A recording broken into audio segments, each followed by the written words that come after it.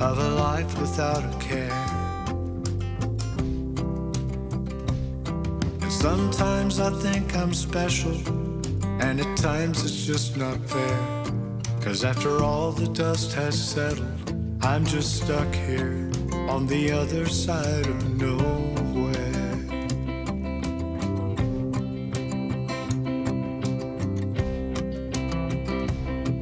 In the morning I drink coffee, helps me open up my eyes. And I dream that I'm somebody, but it's only my disguise. And the afternoons are heavy with the songs I've yet to share.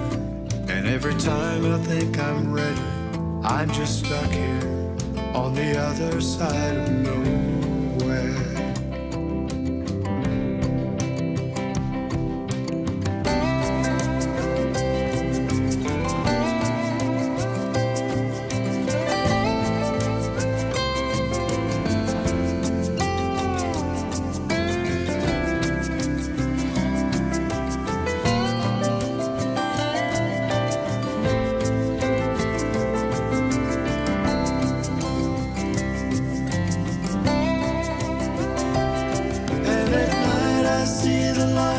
In the distance, as they glow with dreams that seem so far away. And I'm tempted by the path of least resistance, but the other side of nowhere is where I am today.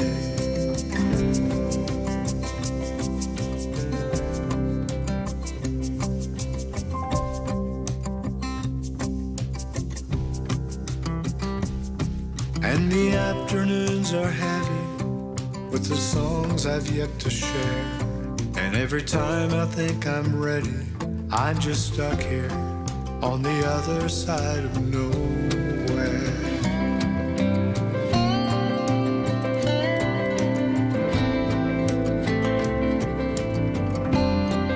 On the other side of nowhere.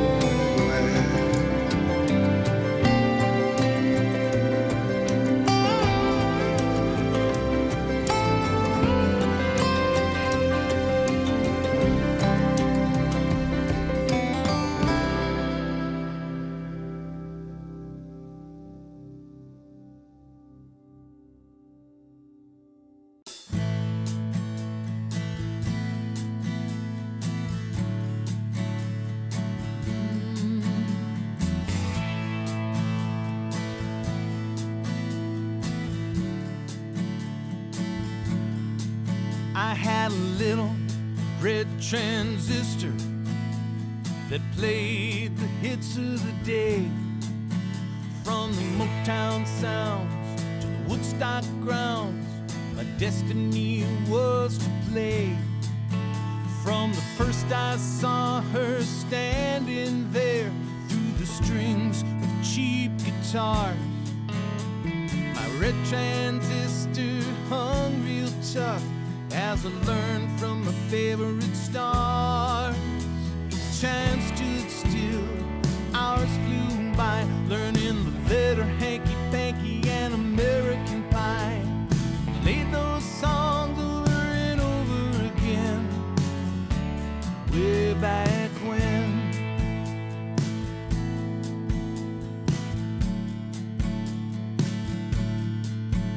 In-A-Gadda-Da-Vida blew my mind, as did Dylan's Way with Words.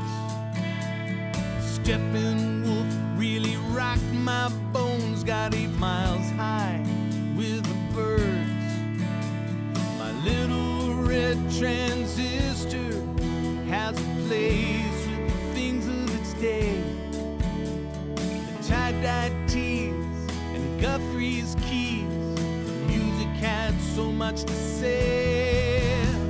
Time stood still, hours flew by, learning Sloop, John B. Delilah, and Light My Fire. Play those songs over and over again, way back when.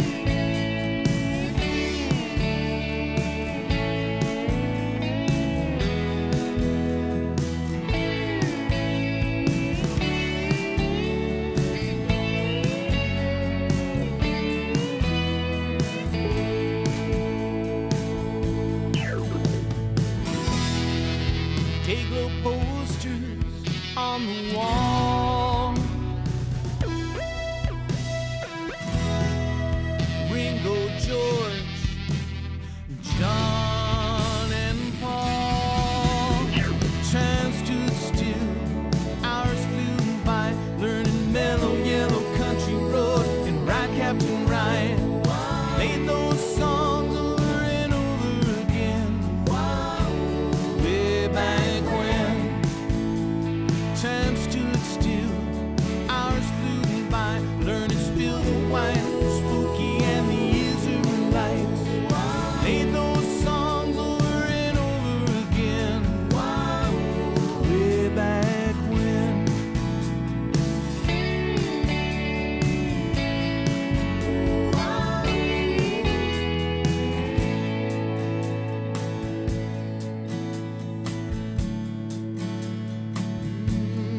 Learned how to play.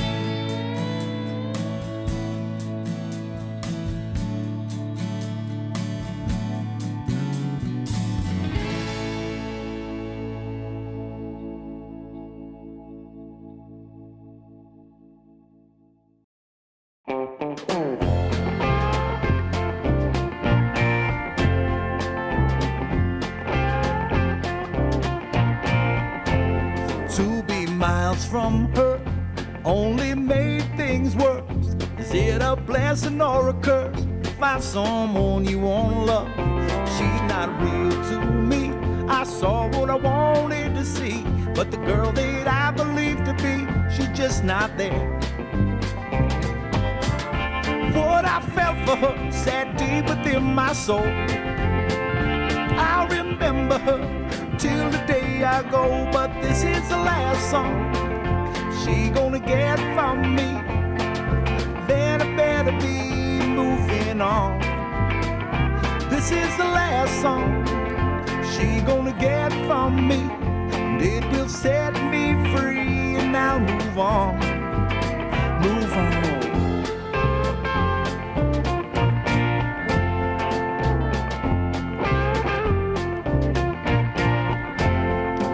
I want to believe, but there were choices made. I was almost swayed by her charms. They weren't really for me. See, that's just what she would do, and what she put me through was like no one before. What I felt for her sat deep within my soul. I remember her till the day I go, but this is the last song she gonna get from me. Then I better be moving on. This is the last song she gonna get from me. It will set me free, and I'll move on, move on.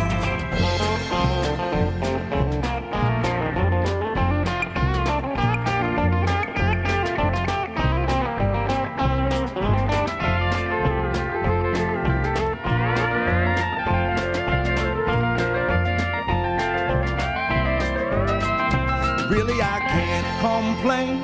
How could I be so vain? I deserve the pain as I started the game. What I felt for her sat deep within my soul. I remember her till the day I go, but this is the last song she gonna get from me. Then I better be moving on. This is the last song she gonna get from me. It will set me free, and I'll move on, move on.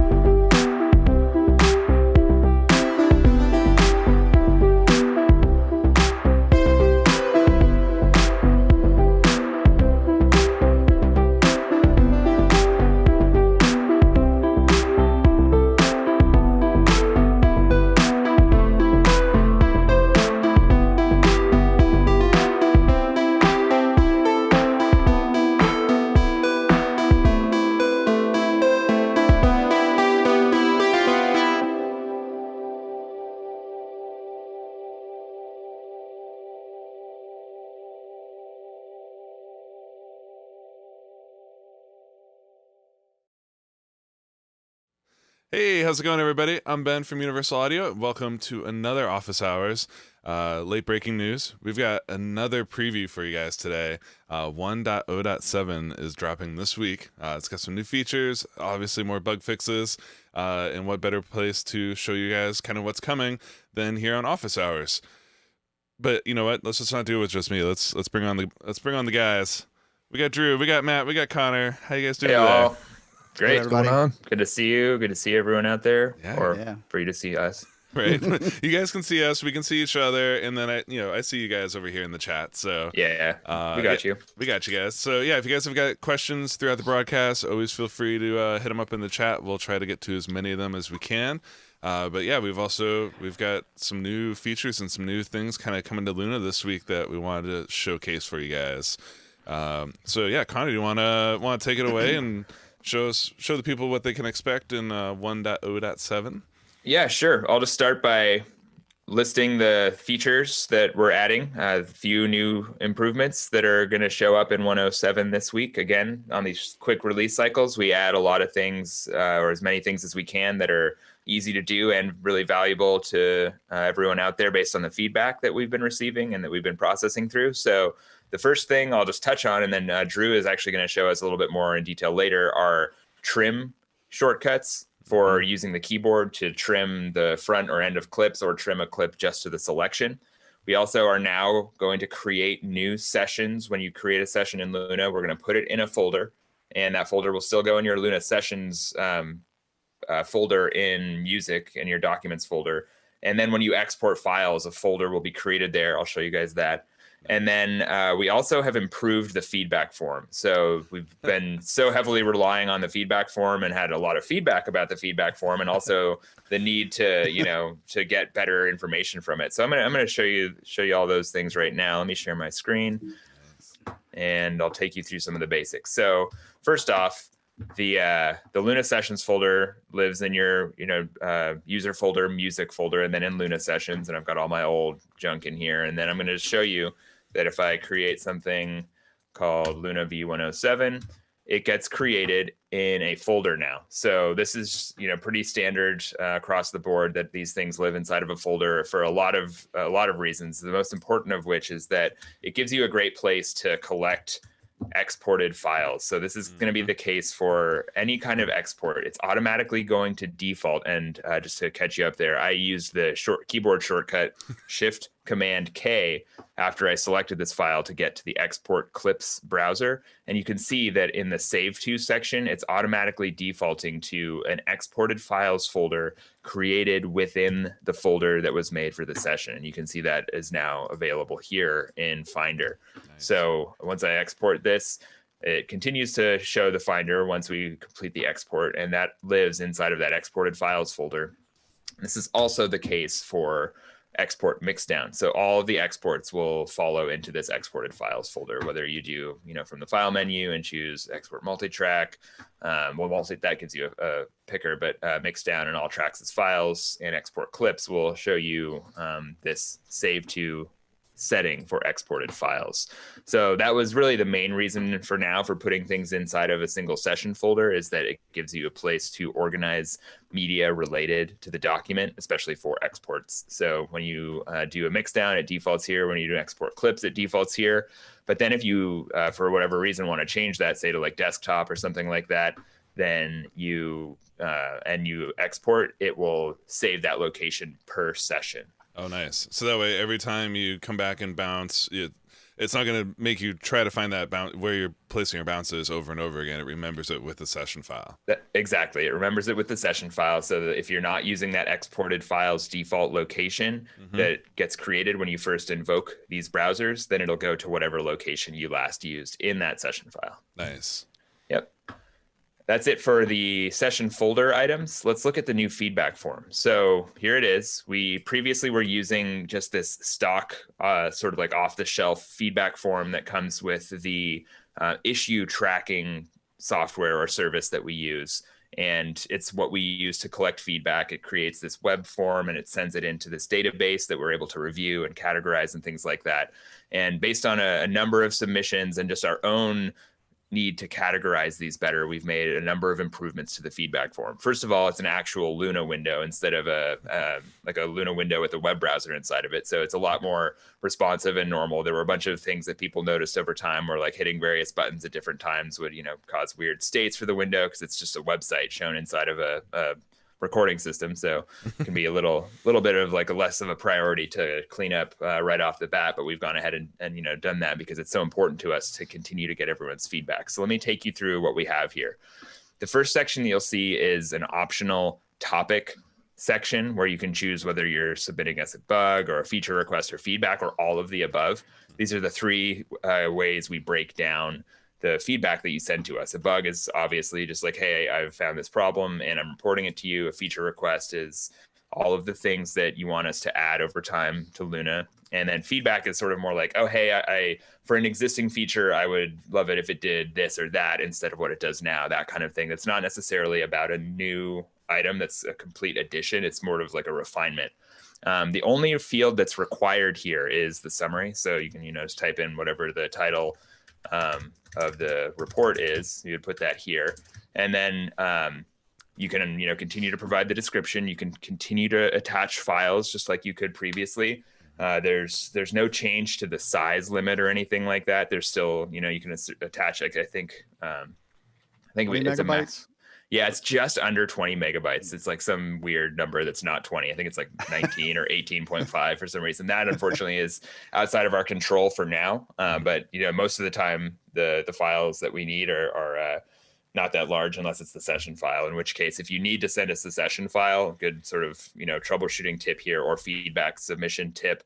If you need to send us a session file, put it on Dropbox or Google Drive or WeTransfer, any sort of file sharing service that's available online, and then put the link in the description, unless it's so small that it can be attached after compressing. So you can continue to attach files, and then the really wonderful and important additions that we've made to help us help you with any sort of trouble that you run into are automatically attaching the current Luna log file for the run of Luna that you're in. Run meaning like since you launched it, basically.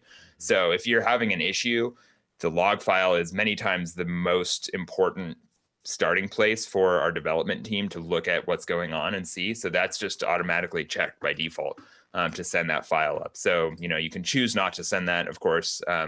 That's totally up to you. And then so that will really be so helpful for us in identifying particular issues. The other thing that we really need to get more of, particularly to address sort of like longer standing, hard to reproduce issues, is system profile information. So what this includes is things like your CPU speed, the amount of memory you have, the resolution of your displays, the graphics processor, audio devices attached to the system. And that gives us the ability to isolate particular issues to particular system types or get really useful information about the system that you're running on to sort of correlate systems to types of issues.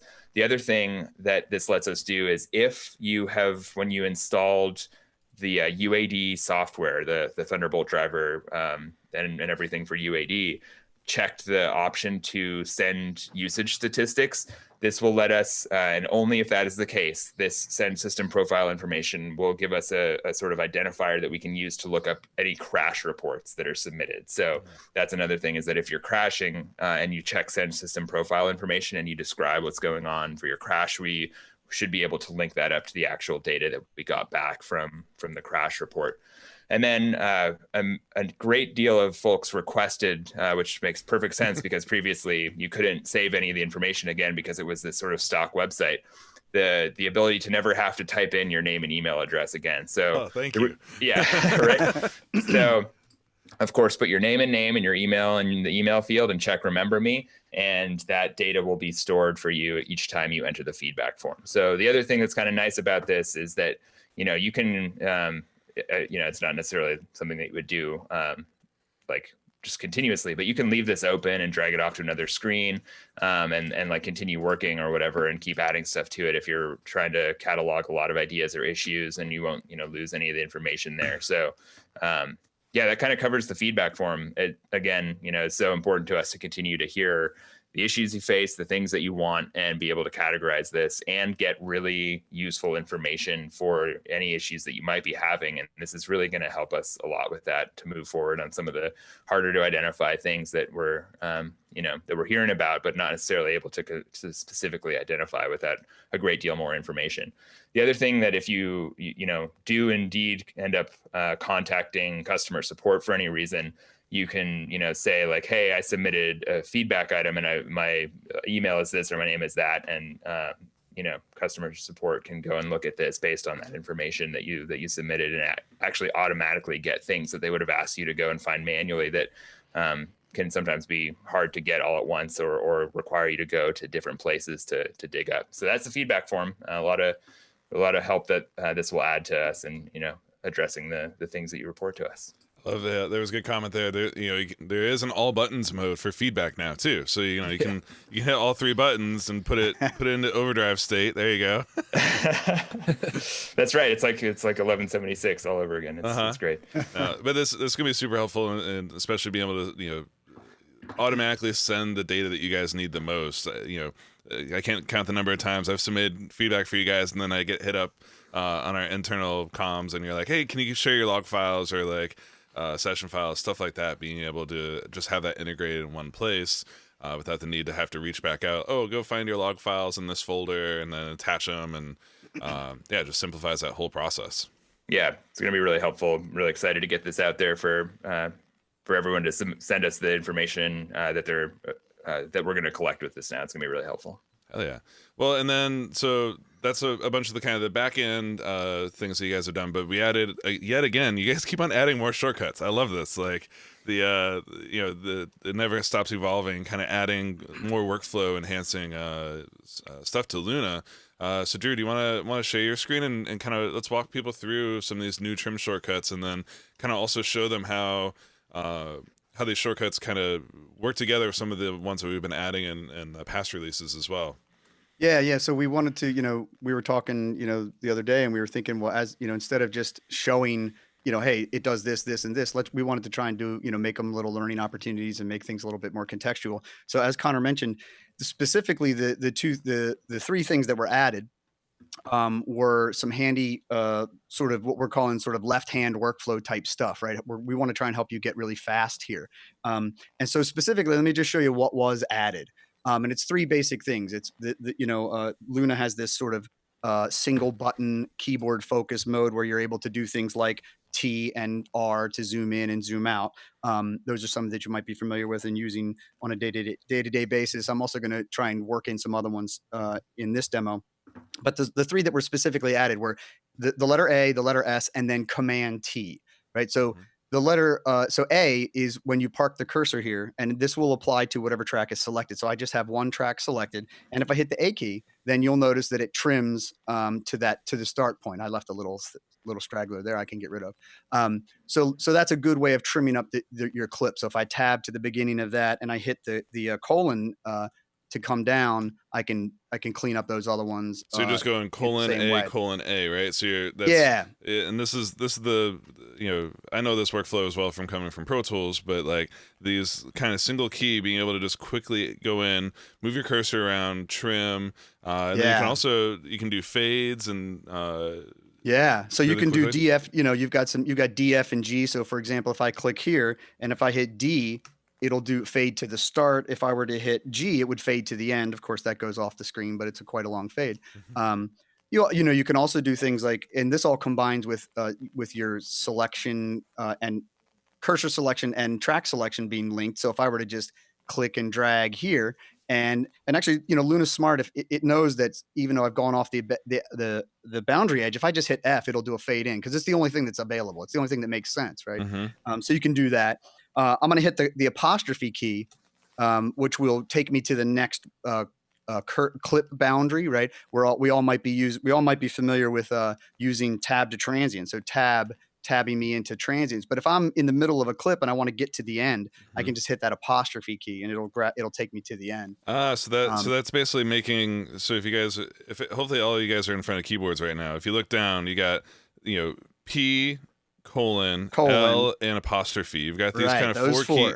Those are kind of like arrow keys in a way for your for your playhead selector, right? Yeah, and combined with making selections, like for example, if I shift tab to make that selection and I hold down shift and hit the colon key, I can make selections, right? And if I continue to hold shift, I can select backwards to the previous clip boundary. So you almost get to be sort of almost mouseless in a lot of workflows, you know. Mm-hmm. Yeah, so that's what we wanted to try and do today, is to kind of bring some of this together. So for example, here, if I was in sort of cleanup mode, right? Let's pretend that I kind of purposely picked a dirty session here because I wanted to this is a session that, a tracking session, lots of edits, and we want to kind of get this ready for mix. So, one of the things I like to do is I don't like to mix a dirty song. I don't know about you, Ben. I don't know about you guys, but I can't mix a dirty song, right? It's just the OCD doesn't let me do it. So Yeah. I'm going to do option command bracket is going to blow up my waveforms. That's always a nice thing when you're in this mode, because as you can see, I now know where the actual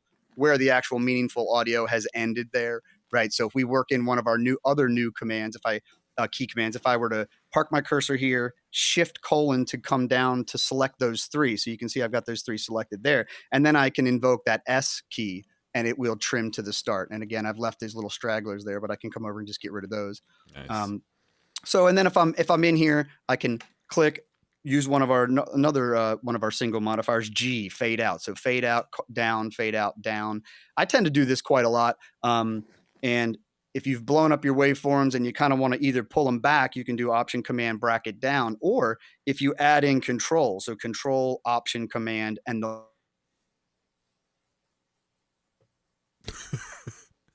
Don't leave us hanging, Drew. And that's when your internet cuts out. Control option command bracket, I believe is what he was about to say, right? Yeah, it's that left bracket will reset the waveform zoom, and that will get you back to the state where your waveforms are at their default zoom level, meaning they're appearing in like a 1-to-1 relationship to their signal level based on the height of the track, I should say. Nice. Yeah. Oh wow, Zoom is also crapped out here. So we are in a weird. Oh, there he goes. All right, so let me take over a little bit from what Drew was showing there. I unfortunately don't have a session loaded up here with audio in it, so let me just quickly make one. And we're just gonna do this all with little clips. What's Little the clips? Happy what's- little clips. What's the shortcut for creating a clip with tone in it? Control Shift Option 3. Wait, control. Consolidate plus control, pretty Yeah. much. I hear you taking screenshots though. It's something you've got that. I think you've got Command held down, so you got a Shift Control option. Yep, you're right. Got to learn your keys, is what you're trying to say. So, here I've got a much simpler way for Drew to rejoin us here.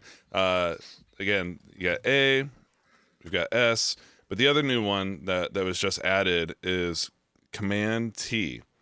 So that allows you to take a selection, any area inside of a track, hit Command T, and it automatically trims around that, which is super helpful, especially like for what Drew was showing there, where you've got, say, like a guitar part or a vocal part with with just stuff on the sides, some pre-roll or post-roll, maybe some click bleed, some mouth noises. You can just select the area that you want to keep of that region, Command T, and it automatically cuts both sides. What's up, Drew? Welcome back, dude. Uh-oh. Oh, we can't We're hear still you yet. Muted. Yeah, you're muted at the moment. Sorry about that. Yeah, I'm not sure. I don't know what happened. Zoom just kind of went a little nuts and took me offline for some reason. So. Yeah, dude, it was the weirdest Zoom error I've seen, where it wouldn't even let me stop your screen share for a second. Oh wow. Yeah. Sorry about that. Oh, good. So yeah, sorry. So I don't know what you did. I just spoiled your surprise of Command T, but okay, but well, they saw it on some test tones, so they haven't seen how it actually really works.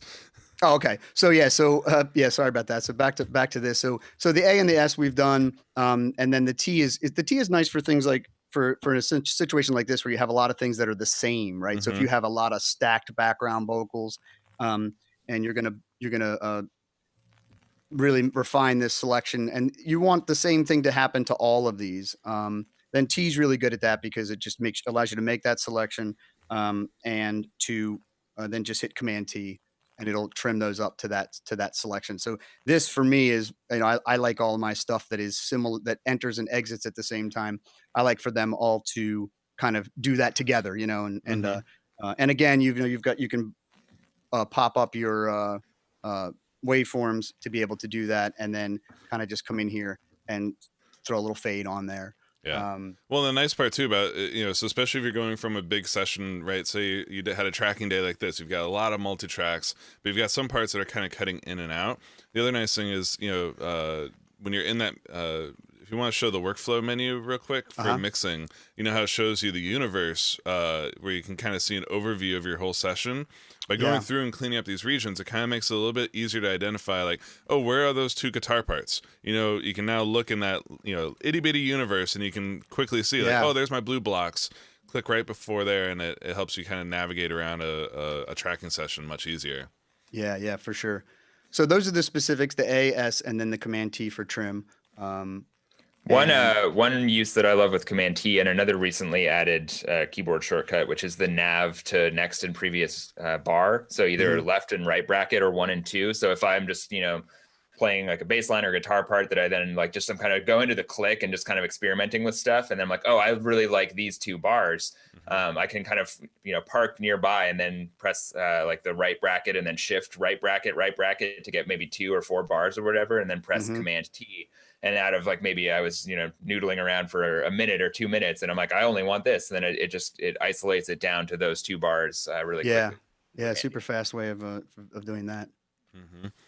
And all these are really the goal, right, Connor, is to be able to just power around your session and be really kind of using the keyboard shortcuts just to quickly clean, kind of quickly edit, like all these different workflows are meant to just keep you in the moment, as opposed to like mouse click, zoom, trim. Like it could be a multi-step process that can feel tedious, whereas once you kind of master these keyboard commands, editing and cleanup just becomes like a quick little 1-2 minute job. Totally. And that's totally the goal. And there's definitely an investment if you're not familiar with a particular system's keyboard shortcuts. And a big part of why we, are kind of derivative in a lot of ways is to not reset that for a large number of people. But if you're not, necessarily right off the bat familiar with these keyboard shortcuts, you're likely familiar with a bunch of keyboard shortcuts from where you're coming from are still working, and how important those are. But if you're still someone that's just kind of like, experimenting around with the mouse and getting a lot of mileage out of that, that's cool. But there really is this next level of creative access that you get to your ideas when you add a few of these keyboard shortcuts into your memory, as a permanent way of working. It's really just kind of stuff that you start to not be able to live without. And it just changes your day-to-day stuff where you're like, I just got to get this clip cleaned up. I got to get this session in a good state to work, or I want to duplicate the right parts. I want to edit the right parts. I really personally, since we've added the follow transport, like the auto scrolling feature, and the nav by bar and these trim shortcuts, it's like there's such a huge evolution in just the ease of working with like the way I like make music, and a few bars at a time. That's like kind of where I'm stuck as a musician. I'm like, all right, I've got 4 bars now, I'm gonna like build to these 4 bars and then extend from these, whatever. So if I go and transient align and stuff like that, I'm using Shift A to turn on and off the auto scrolling, and I'm like watching for where watching and listening, like, oh, here's a place. I click and adjust, Shift A to turn it back on.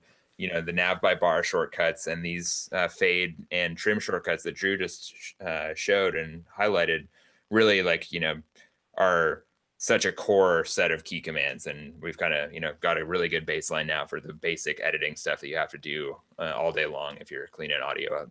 Nice. Yeah, makes a huge difference. And being able to tap around.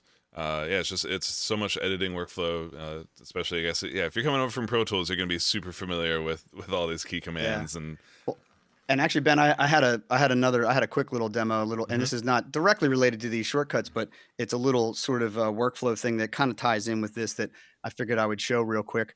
And it's something I've been doing with Pro Tools for many decades, and it's something that I thought maybe people could use as far as it's a quicker way of doing some comping and some tracking workflows.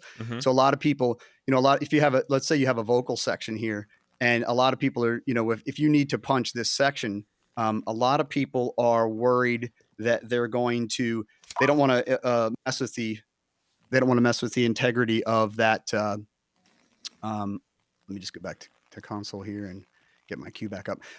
They don't want to mess with the integrity of that. So there's a little workflow thing that I've been doing for a long, long time. And you can see it looks like I'm about to punch into my take. And so I'm going to park my cursor here. I'm going to hit play and I'm going to drop in and I'm going to hit record. And it looks like I'm punching into that. But if I hit Control / before hitting stop on the transport, it will store it onto a new playlist, a new version. Then I can, and if they want to do that again, I can shift up back to the original, hit play, drop into record, and do it again. And so what I've done now is, without having to duplicate the original playlist, I now have the original, and then I also have the first punch and the second punch on their own versions. So now you can do this, and in that way you maintain you have the original integrity of the performance, but then you can shift up to your various punches. And the cool thing about this, a lot of people do this, where what they'll do instead is they'll duplicate the playlist in order to maintain the pre-roll. And this allows you to continuously use the pre-roll of the first take. And it also works, by the way. Let's say I'm down here, I can hit play, punch, move it up to number 2, hit stop, and it gets added to that second one. So that's always my first set of punches. This is always my second set of punches. This is my original playlist. So it's a very clean way of tracking. This will do for multi-track drums as well.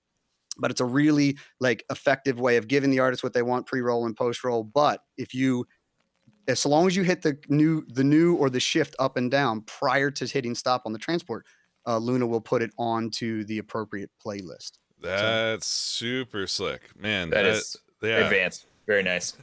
That's a cool way to keep it organized. But yeah, it kind of it demonstrates some of the real time nature of Luna, right? Of it's reacting in real time to what you're doing, and there's no fear about, am I going to lose this take because I changed playlist mid take?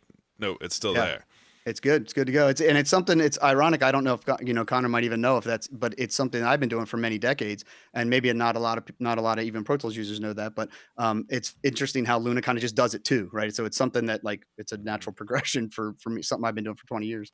But I figured I'd show that. It's not really related to this, but sort of kind of is, I guess. So yeah, it definitely plays on the idea that these keyboard shortcuts, when learned fully integrated, can just completely connect you with the workflow that you need to achieve your creative goals.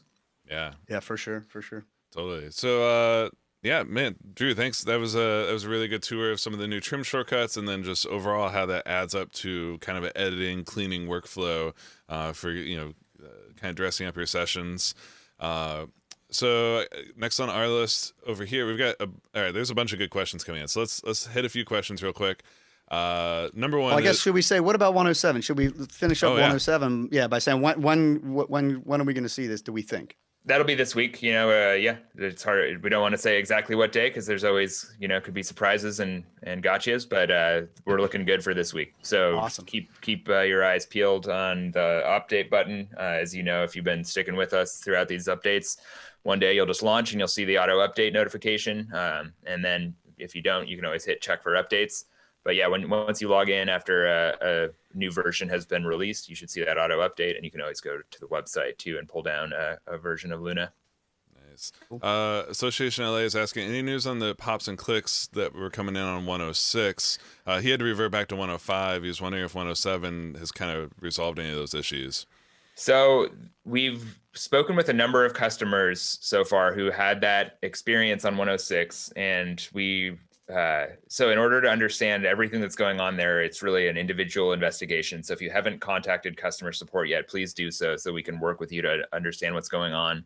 Of the cases that we've encountered so far, we were able to reproduce the issues in 105 with that user in real time, and also basically go and recreate the exact same session in Logic, which is apples to apples with audio units and stuff like that, and at the same buffer size, 512 as the running engine size, would see issues as well. So those are just specific cases. We're not done investigating by any means, but if you're definitely seeing issues in 106 and not in 105, we definitely just want to talk to you. We want to get get in touch with you, please contact customer support, because whatever's going on there, we need to identify.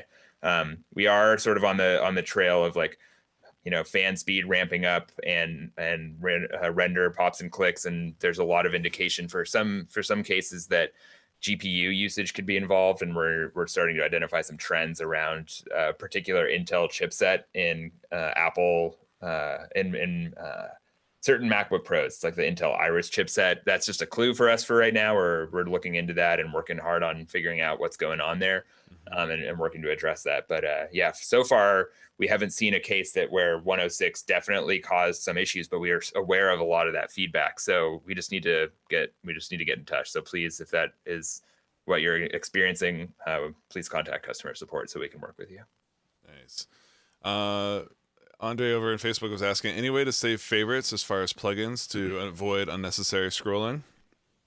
Not yet, but the search feature is something that, one of those muscle memory things that if you just start typing the first few letters of the plugin, or they don't even have to be the first few letters necessarily, just like the ones that will match at any point in the plugin, like Neve or something like that, you're going to get a bunch of your UAD Neves or what have you. But certainly that's a great feedback feature request. So once 107 comes out, or even now, you can, especially in 107, check feature request and say, plugin favorites or preset favorites. That's definitely the kind of thing that the browser is going to make really easy to navigate and set up and configure and modify and all that stuff. So those are the kinds of things that we had in mind when thinking, this browser is going to play out really nicely over the long haul, because you can do things like that so naturally in a list view like that. So definitely something that's on our radar, just not available yet. Yeah, I was gonna say, as a preview, one of the things we had on tap for today was Ben's going to show us a little bit about building a production template. So Andre, you might find that segment that Ben's going to do a little later useful as well. So stay tuned. Yeah, and getting more questions about audio sweep, bounce in place, freeze. These are all great feature requests. So keep on hitting the feedback. Audio quantize, I know, is another one. Yeah, control surface support. So I know you guys may feel like we've already heard it enough, but the feedback, we kind of use that to help gauge the interest as well, right, Connor? Yeah, oh, absolutely. Just because, I would say don't hit feedback every day requesting the same thing, but maybe once a week. Yeah. Just, at the right level of input, we get the best information. So you don't have to shy away from submitting the same thing twice, but, we also, get a sufficient volume of feedback that it's not like, anyone's going to spend their time trying to game the system or even have that kind of impact, because we get a lot of feedback submissions, and each item that we get is counted.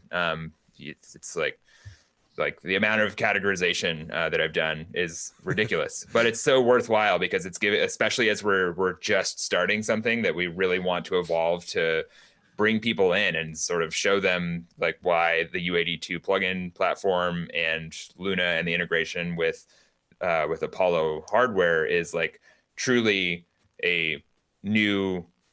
It's like game changing for your musical creation experience. It's like it has been for me. It has been for many, many people in the feedback that we've gotten, just in the sonic quality with Neve and tape and all these things, and then the ease of use. That it's like there's really something here, and we want to keep you guys engaged. So if you hit that feedback button and give us your input, we're going to listen, and we have been. And there's just because there's so many things to get to.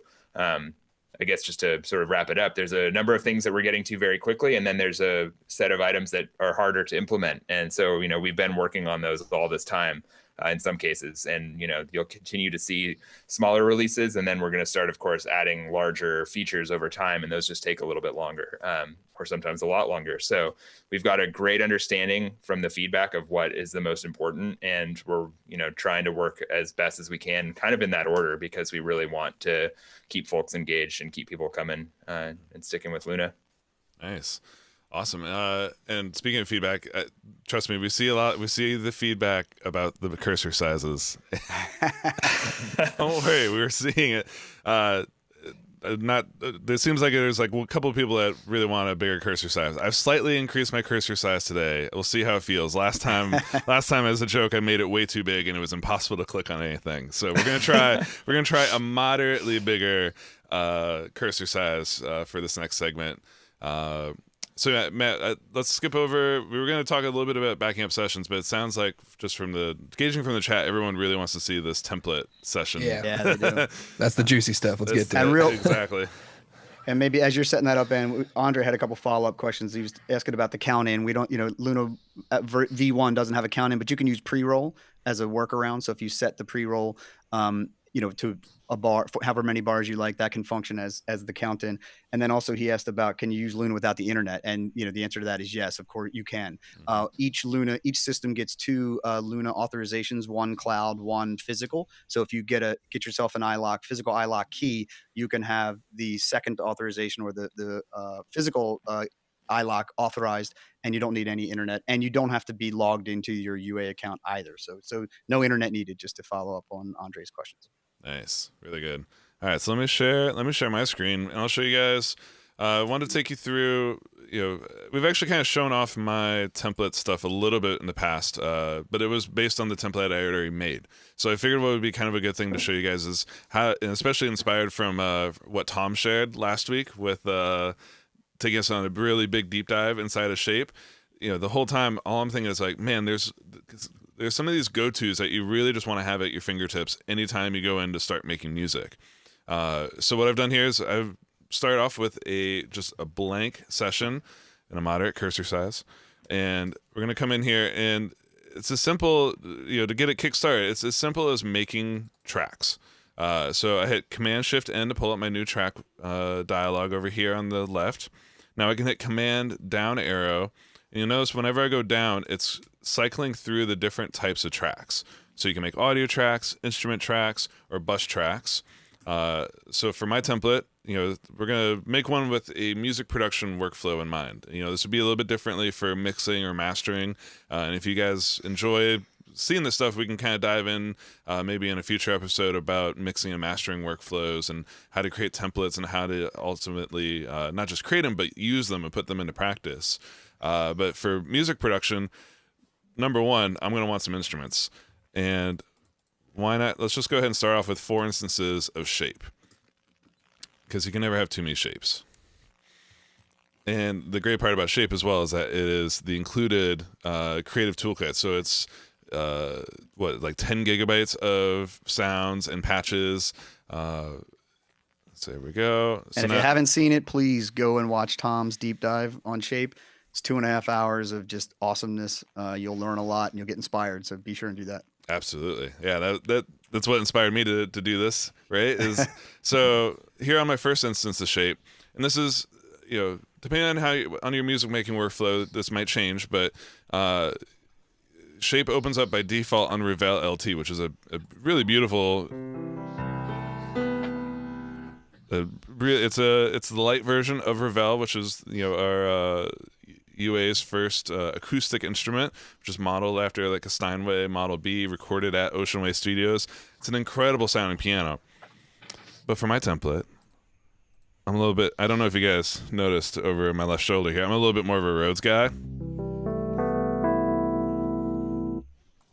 So, if I'm feeling lazy, don't want to necessarily have to go over there and use the real thing, or if I just want to stay in front of my screen here to get an idea down, let's go ahead and throw that up. Call it Rhodes. Now on my second track here, this is essentially what to me making a template is putting the sounds that I'm going to want right away in as my default session to load up. So I can come in here, I'm always going to want the Timeless kit. This is one of my favorite drum kits inside of Luna. And again, so there we go. So now I've got some Rhodes, I've got some Ben default drums. Always take the time to name your tracks, guys. Never hurt nobody to name some tracks. And then of course I can come in here. I don't always have to use Shape. The great part about Luna is that you can also load in stuff like, this is one of my favorite sub bass plugins by FAW called Sublab. It's an instrument completely dedicated to 808s and sub basses, and it does its job very, very well. So I always love having that at the ready. And let's go ahead and just, for good measure, let's add in our fourth instrument here. And if you guys are watching, Ben is showing you in the track name in the timeline view is the one place you can get to those track comments, or the name comments rather. Mhm. So you could even add descriptive stuff in there if you wanted to remind yourself. Oh yeah, that's a good call. So this is another, like what Drew's talking about here is these comments. So if you want to leave lovely notes to yourself later, like wait, I was gonna write an affirmation. Here we go. You've got this. Killing, boy. You're good enough, Ben. You're good. There we go. enough. See, so now, like, whenever I come back to rename this track, once I decide what's going to actually go in there, I'll have a little positive reinforcement for myself. And just to round that one out, command left and right, while that is open, cycles through all of the tracks. So you can just, type and then command left and right and type and command left and right and type so that you don't have to double click. Or there's even arrow buttons in the header, so you can use the mouse if you prefer, but you can also key command around to. Yep. So there's the mouse way, and then it says it's command left right arrow, tab through them, and then the tab goes between your different areas of that. Yet again, Connor with the shortcuts. It's like you know them. Yeah. All right, so here I've kind of got a real basic songwriting template. I've got a Rhodes for some chords. I've got my default drums just to be able to quickly lay down a groove, sub bass for some bass. And I've got contact, and I love those analog strings by output. So here I've just got a quick little palette of sounds that I always want to start with. But we don't have to stop there, because I do enjoy also messing around and being bad at guitar. So let me have a guitar DI track sitting here ready to go. And then this is what I kind of really love about doing this in Luna, is that Luna not only stores my instrument settings up here, but it will also record. It will also save any record effects that I have. So this is a DI. What better way to zhuzh up a DI than throw it through a Fender, and then just for some classic level control, just add a little LA2A. And again, you can do this all to taste. So if you have if you've got a default setting for the Fender 55 that you like better than others, such as this one, feel free to steal it. This is kind of my go-to for the Fender. Now this is saved with the session, so anytime I open up and I'm ready to go record guitar, all I have to do is record enable this track. It automatically loads the Fender, loads the LA2A, and I'm ready to go. But we can take this another step farther, because of course what's better than just like all these dry sounds, which is to have some effects, to have some delay, some reverb available on all of these tracks ready to go. So I can come in here. What I did is I hit the plus button on the sends, which brings up over here, create a new bus. We'll call this reverb, and let's go ahead and create one called delay. There we go. So now I've got a reverb and a delay. And again, as part of my template making, I'm going to pull up my favorite tape delay. I like rocking this thing in sync mode, and just starting off with a little, where's my eighth note? There's my eighth note. Fully wet. Yeah, you got to do that wet solo when you're on a send. Mm-hmm. And I always like kind of chilling out those a little bit. Again, the whole goal here is I don't have to come in and whenever I open up my template now, these settings are going to be restored. Just sitting there ready, waiting for me. Same thing with the chambers. Let me go ahead and load that up as my default reverb. Just feel fully aware of how spoiled I am to be able to have Capital Chambers as my template default reverb. So now if I come over here to my Rhodes, I can say some delay, some reverb. Just option click on the sends here, and that automatically brings them up to 0 dB, so we can have it fully wet.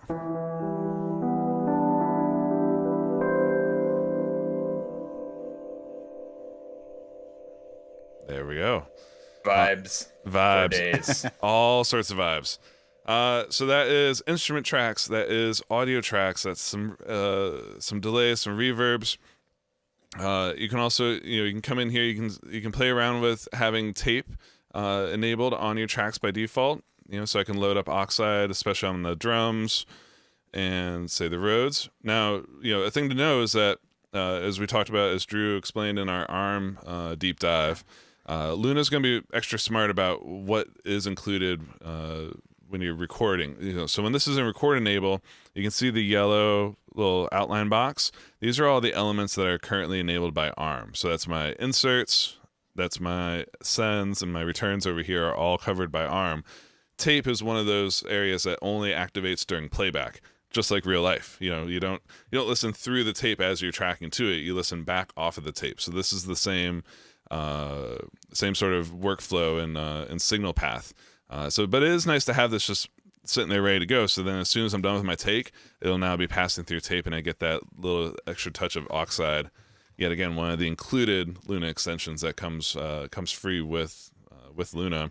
But of course, if you own the Studer, you can add that on there as well.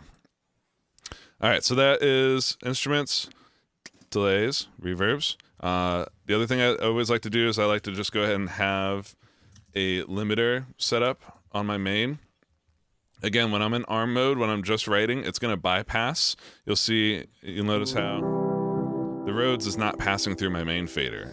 If I take it out of ARM, it would pass through that main fader, but then I'm dealing with a little bit of latency. But yet again, this is a great thing. So as soon as I've done a take, I'm no longer having to worry about possibly going over, because one of the things I don't know about you guys, but the thing I'm probably the worst at when I'm just in a creative mode is gain staging. For some reason, everything just starts getting louder and louder. So you can either be very diligent about your gain staging, or play it safe and just load up a limiter here with the trim turned down a touch on the end. And again, this is just kind of, I want these things in place so when I start making music, I'm not having to recreate this from scratch every time. And then, the final thing I really wanted to show about my production template in terms of creating it is integrating analog synthesizers along with this workflow. I've seen a lot of people kind of asking about, how to integrate these two together. So let me show you how I do it. So I've created 2 tracks here. We're going to call this one modular, and we're going to call this modular MIDI. So by making this 2 tracks, this gives me kind of the ultimate control over what's happening. So for modular, this is an audio track. This is here to accept the signal back in from my modular. So, click the plus up in the input assignment, select modular left, right. Now, my modular MIDI, I'm going to leave the instrument blank. That leaves this as just a regular MIDI track that I can assign inputs and outputs. Say MIDI in, I only want it to come from the keyboard here right in front of me. And then MIDI out, I want this to go out to my key step, which is currently controlling the modular behind me. So now if I record enable this, and I record enable this, you're hearing the Rhodes and the modular because I left the Rhodes enabled.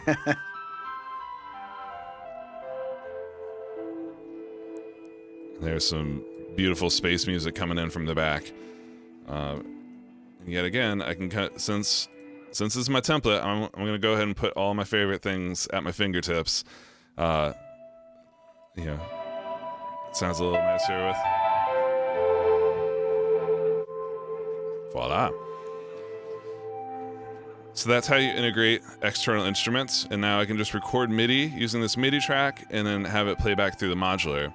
A little tip here for if you're trying to come up with your parts and not necessarily commit. There's 2 schools of thought here. You could leave it record enabled. So now when I record, I'm recording both the MIDI and the real-time results coming off of the synth.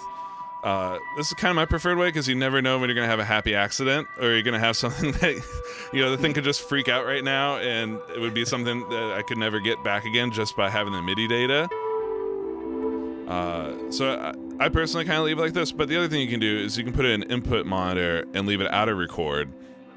And now I'm just recording MIDI, but still able to monitor what's coming off of my modular.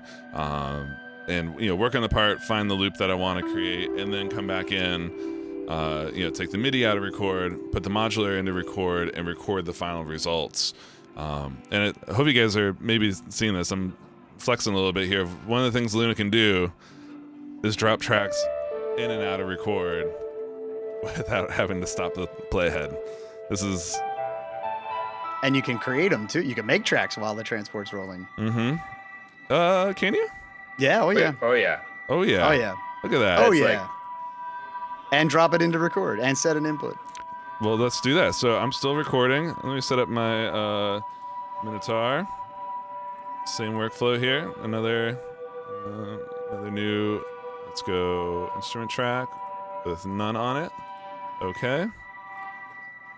MIDI in. We're gonna use a keyboard. We're gonna send it out to my Minotaur. Record enable. Record enable. There you go.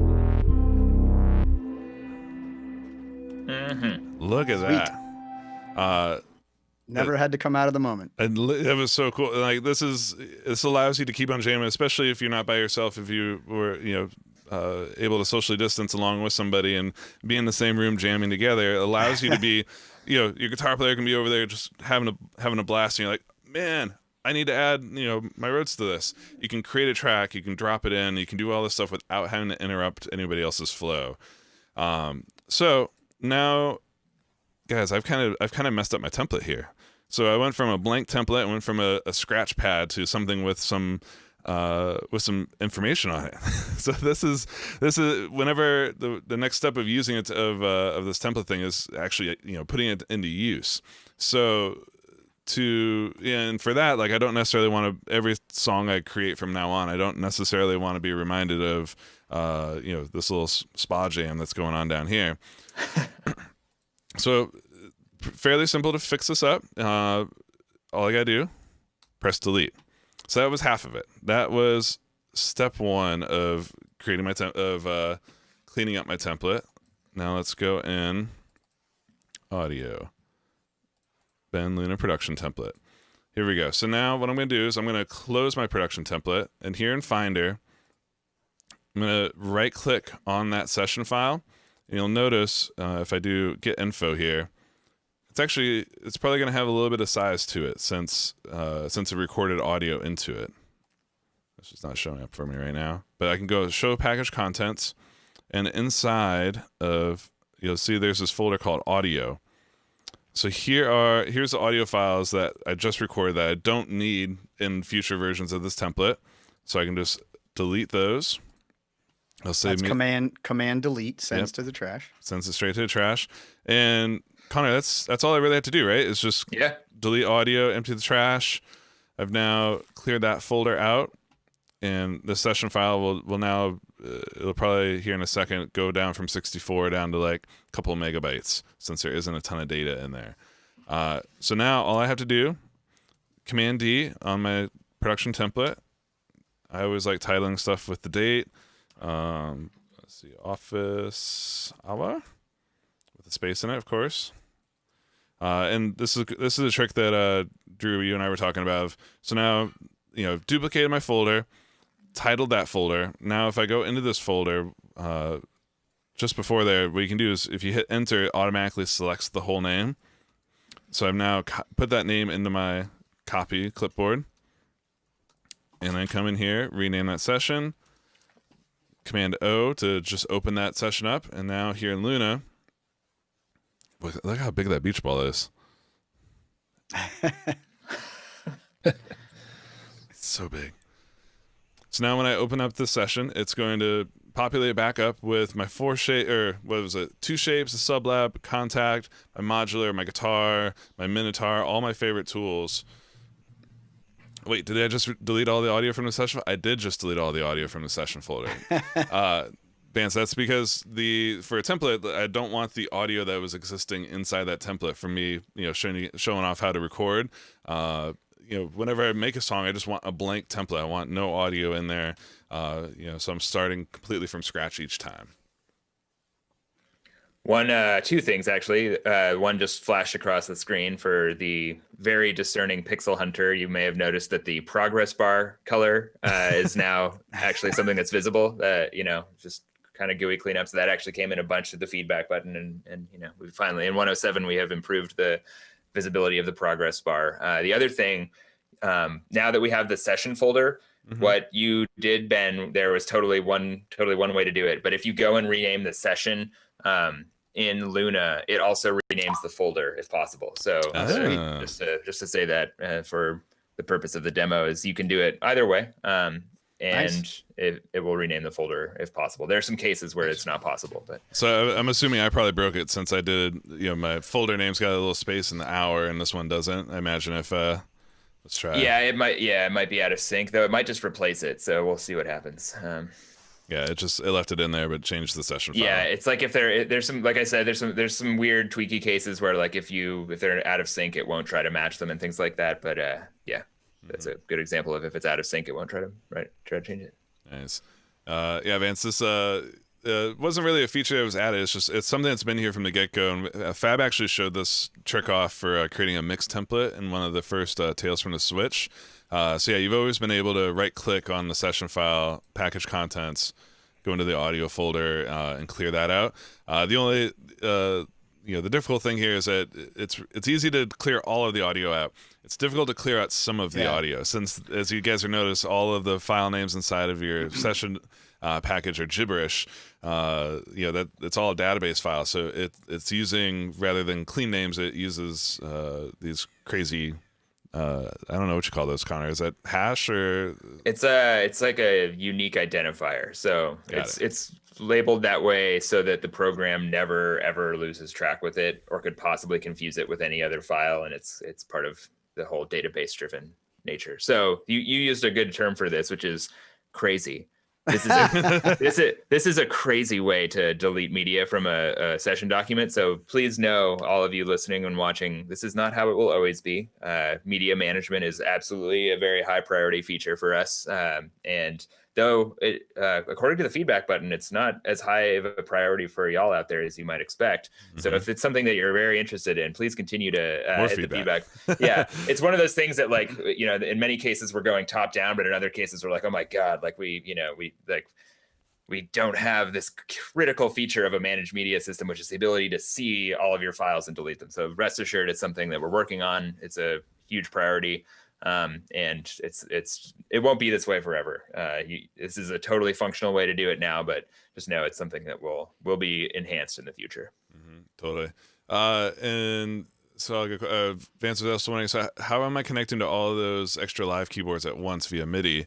Well, the cool thing about MIDI recording, and I think this is your question here, is that I can record enable multiple tracks of MIDI, and they're all. So there's like 3 tracks all being recorded at once. So since most of these are being driven by the all in, of course, as you notice, I got specific when it comes to these ones, because since I've got so many MIDI inputs and outputs on my setup, it can quickly get confused, or I can have a drum machine starting to send out note data that I don't necessarily want to hear. So yeah, you just click on the all area up here in MIDI in, and that brings up all of the available MIDI ins and outs, all the available MIDI ins. And of course, if you click on MIDI out, this is all your available outputs. And I'm running some slightly the iConnectivity Mio XL and XM MIDI interfaces to be able to have these all connected at once and preset. But of course, it works just as great. Like this keyboard in front of me is hooked up via USB. I've got like a MIDI Uno on one side, so you can mix and match any MIDI device, and as long as it's showing up in your audio MIDI settings on the system level, it'll show up here inside of Luna. So yeah, that's how you make a template. That's how you duplicate the file, create a template, and now so now I've got that template stored. It's clearly labeled. That's my template. Duplicate the folder, duplicate the file. I don't have to do that clearing out again. I only had to do that once. So now each time I create this session, I'm giving myself a blank slate filled with all my favorite inputs, outputs, effects, sends, limiters, tape effects. Everything's all kind of sitting here ready for me to start making some music.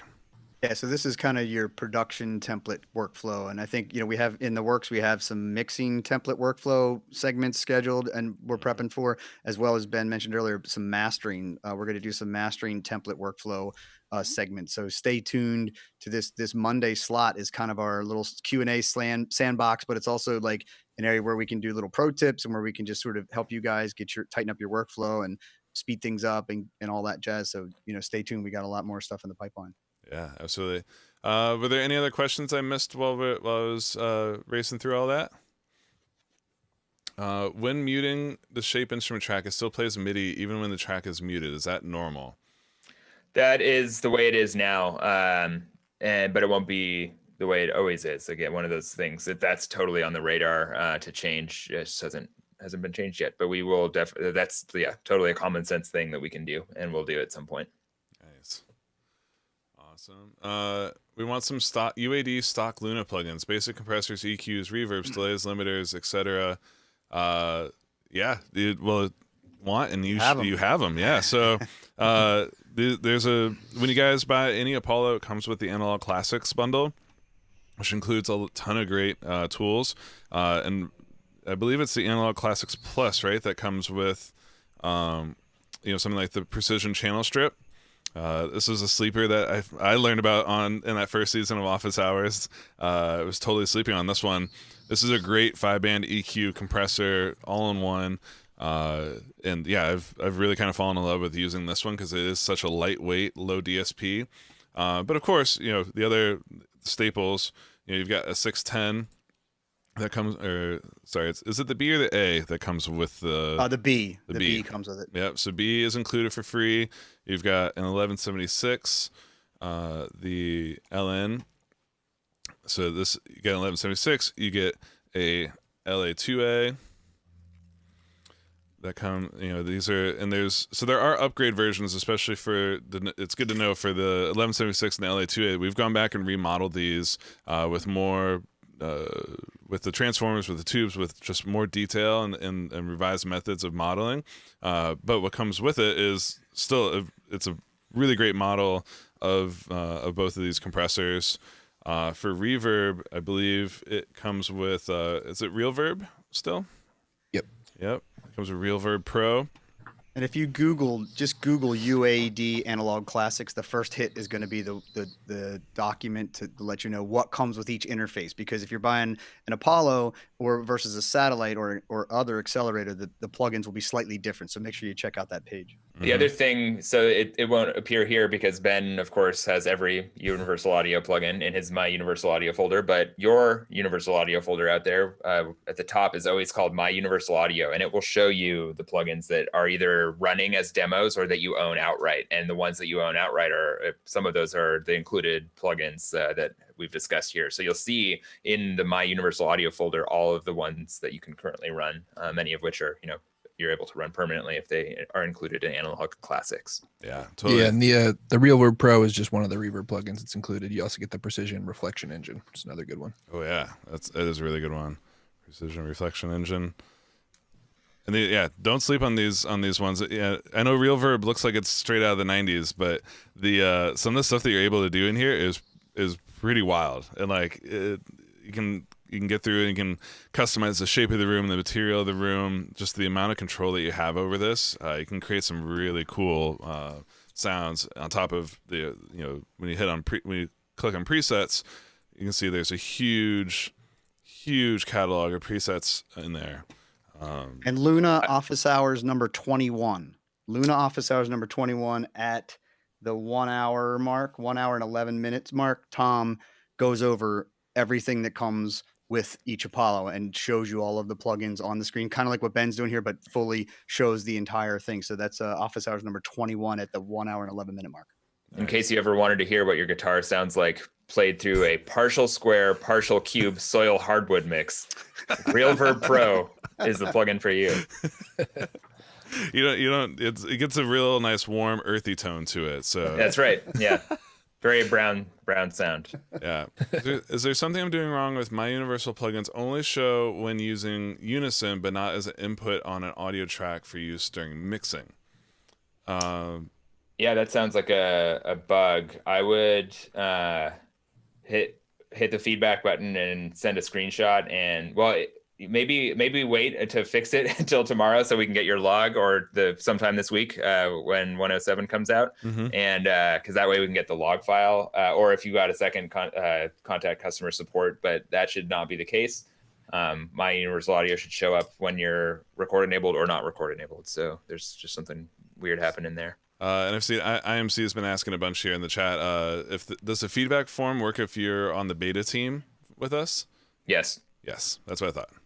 Yep, and it actually part of the new feedback form will automatically identify if you're a beta user on our end.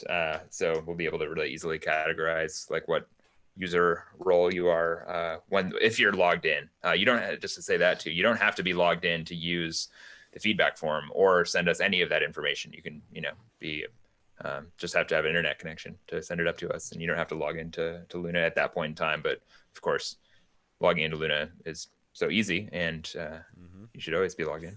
But why not be logged? It doesn't appear when clicking on the feedback button. That's weird. So I think you found a bug. If you're clicking the feedback button but not getting the feedback form, that's a bug.